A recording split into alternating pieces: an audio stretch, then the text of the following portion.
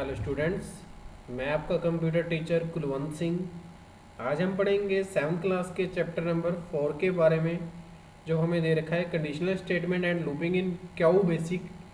Q basic में क्या होगा? क्यू बेसिक में हम लूपिंग का यूज़ करेंगे आज, जिसके अंदर मैं आपको हर एक टाइम में रीड करके बताऊंगा कौन कौन सी स्टेटमेंट हम यूज़ करेंगे, कौन कौन सी कंडीशन यूज़ करेंगे, किस तरह से हमारे पास रहने वाली हैं। तो स्टार्ट करते हैं। सबसे पहले हम तो जैसे ही हमने क्या उस चैप्टर नंबर 4 पढ़ना है, आज हमने कंडीशनल स्टेटमेंट है और लूपिंग के साथ क्यू बेसिक में। तो सबसे पहले जो स्टेटमेंट और जो कंडीशन हमें यूज़ करनी है उनको डिस्कस करेंगे। और क्या क्या है, जैसे गो टू है, go to, if then, else, for, next, do while, loop, do loop और विल एंड हम यूज़ करेंगे सभी यहाँ पे। तो इस तरह से हमने इन स्टेटमेंट को आज यूज़ करना है। नेस्टेड लूप क्या होता है उसको भी आज हम पढ़ेंगे, वो उसमें नहीं दे रखा, वो भी इसी में आगे हम उसके बारे में डिस्कस करेंगे। नेस्टेड जो हमारे पास स्टेटमेंट दे रखी है, किस तरह से हमने उसका यूज़ करना है।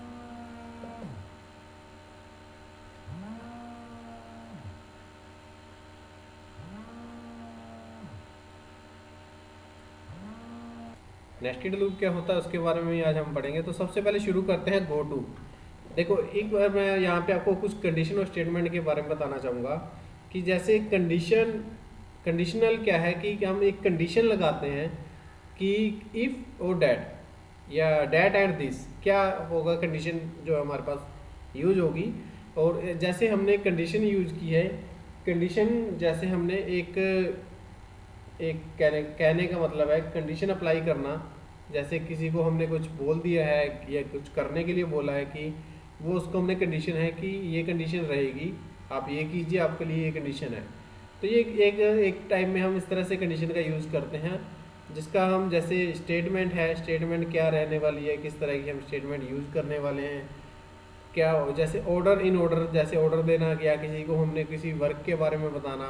तो इस तरह का हमारे पास ये जो वर्क रहने वाला है। गो टू की बात करें, the go to statement is use to tell the computer to jump a particular section in a program, continue the program. और हमने इसके अंदर गो टू स्टेटमेंट जो यूज़ करना है, when the computer read the go to statement it move the line number maintain there and whatever is return in between those line ignore by the computer. जैसे हमने use किया syntax go to 80, where 80 is the line number. जैसे हमने 80 लिखा है तो वो क्या हमारे पास रहेगा, लाइन नंबर। जो गो टू स्टेटमेंट है वो हमारे पास लाइन नंबर मेंटेन करेगा। जैसे हमने नीचे पैराग्राफ में भी आपको एक सिंटैक्स में भी दिखा रखा है कि किस तरह से वो यहाँ पे हमें मेंटेन करके दिखा रखा है। नेक्स्ट बात करेंगे इफ़ देन एल्स की। ये भी एक स्टेटमेंट है, ये भी सिंटैक्स में हम यूज़ करते हैं। मान लीजिए ए ग्रेटर देन बी, और गो टू स्टेटमेंट जो हमने रखी थी, जैसे 80 रखी थी, 50 ले लेते हैं। तो 50 में क्या होगा, एल्स गो टू 80। कहने का मतलब है जो हमारे पास इफ़ देन एल्स स्टेटमेंट है, वो हम इसका हेल्प लेंगे इसकी प्रोग्राम की। उसके अंदर क्या कंडीशन रहेगी वो हम चेक करते हैं कि किस तरह की कंडीशन हम इसके अंदर अप्लाई करने वाले हैं। ठीक है, जैसे then section state the setup to be follow in the condition is true, then else section state the setup to be follow the condition condition is false. यानी कि ए एंड बी कंडीशन दो रहेंगी, if and else. False और if के बारे में, जैसे if में हमने एल्स और कंडीशन ली है, एल्स के साथ साथ हमने इफ देन की। तो ट्रू एंड फॉल्स के बारे में हमने इसके अंदर नेक्स्ट समझा। तो इसी तरह से हमने जो कंडीशन ली थी उसमें हमने यूज़ किया है स्टेटमेंट इफ देन। अब अगर बात करें तो एल्स स्टेटमेंट जो है हमारे पास, वो किस तरह से हमारे पास यूज होने वाली है, हमने उसके बारे में पढ़ना है। अब जो हमारे पास इफ देन एल्स के साथ साथ लूप की यूज होने वाली है, तो हमने यहाँ पे अभी लूप के बारे में रीड करना है। तो हमने यहाँ पे यूजिंग लूप के बारे में अब पढ़ेंगे। जैसे कि यहाँ पे हमने जो पीछे दोनों चीज़ें पढ़ी हैं ए बी वाली, तो यहाँ पे आपको इस इजी समझ में आ जाएगा। देखिए क्लियर स्क्रीन स्टेटमेंट हमने लिया 20 इनपुट्स है, जिसके अंदर एंटर फर्स्ट नंबर हमने किया ए, एंड 40 के अंदर एंटर किया सेक्शन नंबर बी, जिसके अंदर 70 हमने लिया 70, एंड 50 में प्रिंट ए इज ग्रेटर, 60 में गो टू हो जाएगा 80, 70 में हो जाएगा B is greater, and 80 is end point. तो इस तरह से हमने इसका यूज़ करना है, थोड़ा डिफिकल्ट रहेगा आपके लिए, तो जस्ट आप इसको समझ लीजिए, वही बहुत है, क्योंकि आपके पास ये कंडीशन जो है काफ़ी टाइम बाद यूज होंगी। अभी आपको सिर्फ ये समझाने के लिए हम आपको बता रहे हैं। अगर हमारे पास इसका प्रैक्टिकली आप देखना चाहें तो उसके अंदर आपको इसकी प्रैक्टिकली नॉलेज होनी चाहिए, क्योंकि इसको करने से जैसे हम प्रैक्टिकली करते हैं तब हमें समझ में आएगा। यूजिंग लूप की बात करें, यूजिंग लूप पे हमारे पास 3 टाइप्स के लूप हमने यहाँ पे यूज़ करने हैं इसके अंदर। जैसे कि ये loop is create in a program performing repetitive job, loop allow a group of statement to be executive repeatedly until a certain condition is fulfilled।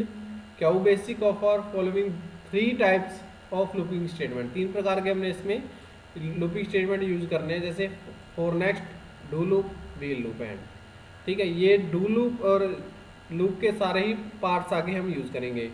Do wheel loop, do loop और wheel, हमने इस तरह से 1 bye 1 condition को use कर लेना है। Next section की बात करें तो उसमें हमने किस तरह से कंडीशन को यूज़ किया, फॉर नेक्स्ट, फर्स्ट कंडीशन का यूज़ किया फॉर नेक्स्ट के लिए। जैसे सिंटैक्स में हमने इसकी यहाँ पे वैल्यू हमें दे रखी है, सिंटैक्स में जो वैल्यू दे रखी है इसकी यहाँ पे इस तरह से, वो किस तरह से आपने इसका यूज़ करना है। देखिए यहाँ पे सिंटैक्स फॉर नेक्स्ट लूप, जैसे इनपुट वैल्यू क्या दे रखी है आपको और आउटपुट वैल्यू क्या रहेगी, और जैसे हमने इनपुट वैल्यू देते हैं वैसे ही हमें आउटपुट वैल्यू मिलेगी। इसी तरह से और इंटीरियल वैल्यू और उसकी फाइनल वैल्यू, इनिटियल वैल्यू और फाइनल वैल्यू में सेटअप जो है, स्टेप जो हमने स्टेप यूज़ करने हैं, इंक्रीमेंट और डिक्रीमेंट का यूज़ करना है, मतलब greater than and less than भी हम इसको बोल सकते हैं। तो इस तरह की स्टेटमेंट जो है हमारे पास यूज होने वाली है नेक्स्ट पूरे उसके अंदर। तो नेक्स्ट चलते हैं, बात करते हैं इसी तरह से हम जो स्ट्रक्चर है हमारा, स्ट्रक्चर का किस तरह से यूज़ करेंगे। स्ट्रक्चर जो स्टेटमेंट रहेगी वो इस तरह से रहने वाली है हमारे पास। देखिए इस तरह से हम इसका प्रोग्राम जो होता है हमारे पास क्या बेसिक का, वो इस तरह से हम बनाते हैं ये प्रोग्राम बनाने के लिए। और इस तरह से आपकी जो आप आउटपुट देंगे, जैसे कंडीशन है हमारे पास कि हमने मल्टीप्लाई करना है 1 को और 10 को, 1 to 10 तक हमने मल्टीप्लाई करना है, तो क्या कंडीशन रहेगी उसके लिए। आप जो भी कंडीशन यहाँ पे 1 to 10 तक के लिए अप्लाई करेंगे वही आपको यहाँ पे 1 to 10 के लिए आपको स्ट्रक्चर जो है निकाल के दिखाएगा। इसके अंदर इस हमने फॉर नेक्स्ट लूप का यूज़ किया गया है इस स्ट्रक्चर के अंदर, और इसके अंदर जो जो हमने सिंगल लूप लिया है या एंड लूप लिया है, इंक्रीज डिक्रीज काउंटर लिए हैं, उनको हमने किस तरह से निकाला है वो सब इसके अंदर रहेगा। अब हमने ये लूप की बात की, इसी तरह से हमारे पास नेक्स्ट जो लूप आएंगे वो भी इसी तरह से रहेंगे।